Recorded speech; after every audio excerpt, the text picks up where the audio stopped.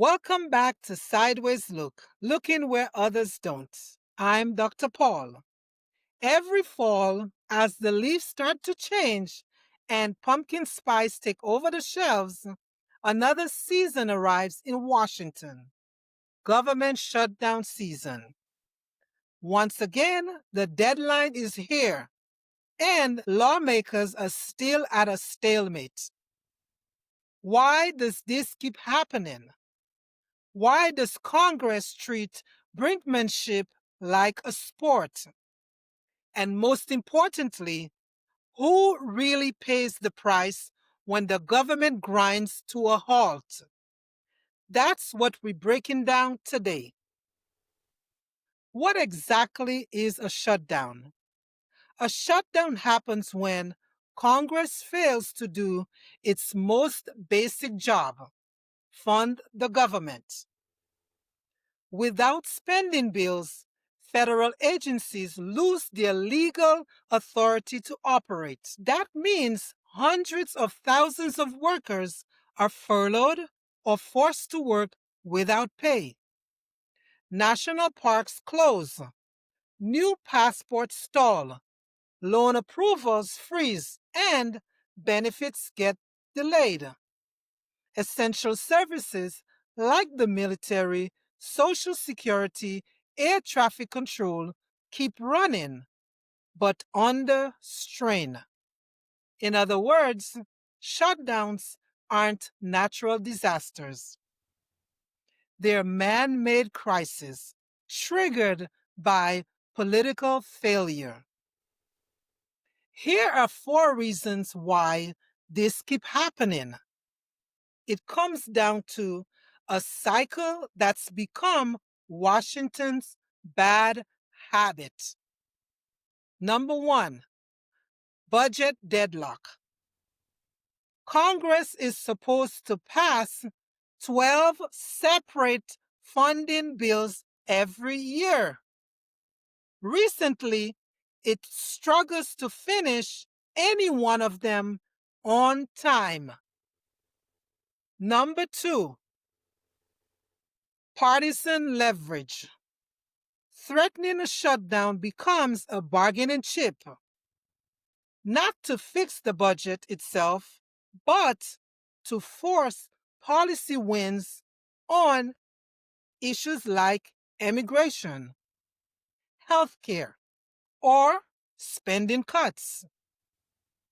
Number three, short term fixes. Instead of solving the problem, lawmakers pass continuing resolutions that extend current funding. It just postpones the fight. Number four, theater. For some politicians, the fight itself is the point. You see, the drama plays well with their base. What used to be a rare breakdown is now a recurring political strategy. Where does it break down? The main choke point is the House of Representatives. With razor thin majorities, the Speaker often cannot even unite their own party. A small group of hardliners can hold the process hostage, refusing to compromise unless their demands are met. The Senate, meanwhile, needs 60 votes to move forward. That usually requires bipartisan support. But if the House refuses to act, the Senate is stuck as well. Here's what the current showdown looks like.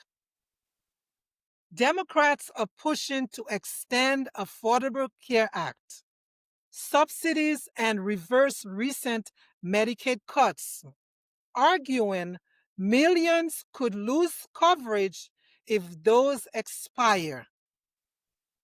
Republicans want a short-term extension of the government funding with no policy add-ons. Just a clean bill. So the fight isn't really about numbers on a page. It's about who gets to set the terms. Who pays the price? The fallout spreads far beyond the walls of Congress. Federal workers, either furloughed or work without pay. Ordinary Americans, waiting on passports, business loans, or services that suddenly stall. Local communities like national parks and museums close. Drain tourism dollars from small towns. The economy. Shutdowns cost billions in lost productivity and contract delays. Politics. Voters end up blaming whichever party they believe caused the mess. Shutdowns might start as leverage, but they end up as punishment for the public. Why this isn't going anywhere?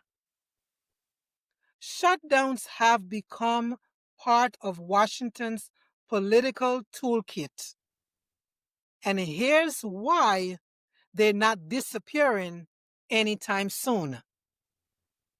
Polarization makes compromise harder. Politicians earn more rewards for grandstanding than for governing. Congress hasn't met its own budget deadlines in decades. Until those incentives change, shutdown season will return again and again and again. Think of it like hurricane season, but this storm is entirely self-inflicted. In closing, so when you hear the headlines about the government being hours away from shutting down, remember this. It's not an accident. It's a choice. Congress isn't just wrangling over numbers. It's fighting for power, for policy, and the narrative. And while the standoff plays out as political theater, the real cost lands on you, the public, on everyday people, on us.